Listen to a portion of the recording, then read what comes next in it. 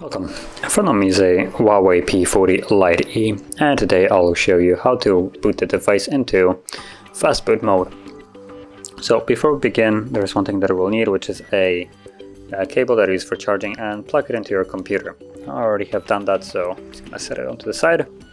And from there, you want to power off the device by holding the power key. Select power off and wait for the device to shut off.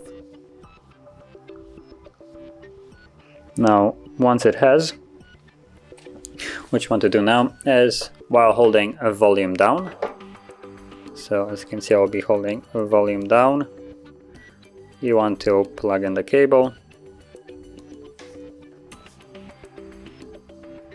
and you can see it boots into fastboot mode.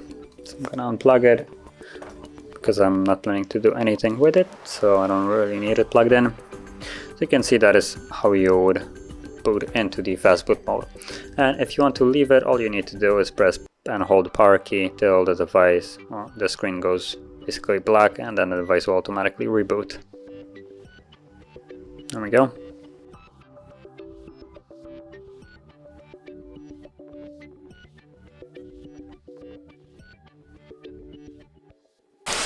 As you can see, we're back in the Android.